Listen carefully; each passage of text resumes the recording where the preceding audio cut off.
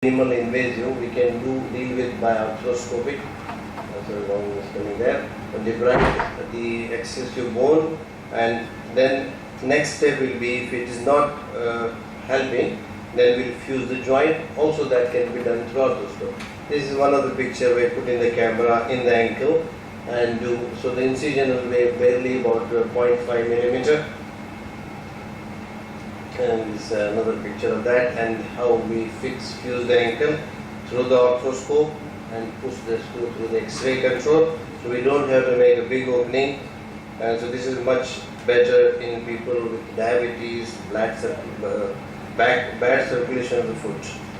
So then the next step will be like the ultimate treatment will be do the ankle replacement. Like we do knee replacement for the knee, we do the ankle replacement. So this is one of the implants we use for the ankle, and how it is put in the joint. Okay. The next I'll come to the Hallux valgus, commonly known as bunion, and this is another very common problem, mostly neglected, and gives rise to a lot of problems secondarily. Like this is the picture where we get the bunion. This is very prominent bone. If we neglect it, it becomes inflamed. There will be bursitis, which will be inflamed and cause a lot of pain. And secondarily, the toe will go over the second toe, and it will cause problem in the rest of the toes as well. Because the rest of the toes may sometimes go into flexion, and it does cause pain on the sole of the foot as well. And now this is one of the picture of very advanced Hallux valgus. You can see the inflamed bunion there. The toe is gone underneath here instead of going over it. Sometimes it can go underneath, sometimes it will go over it. And this will make all the footwear difficult and painful. Walking is also painful. So what problem it can cause? Pain, inflammation of the bursa, and foot will become wider because because of the excessive bone formation.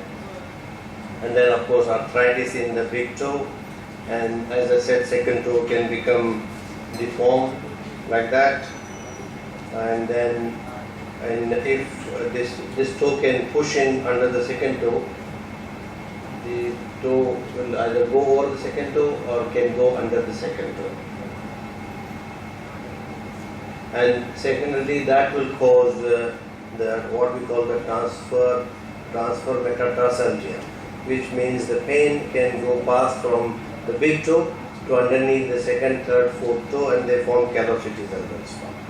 So the best treatment will start as usual with modifying the footwear. You need shoes with a big toe room so that there is no pressure on the forefoot, and the toes are more free, not compressed in the tight toe box.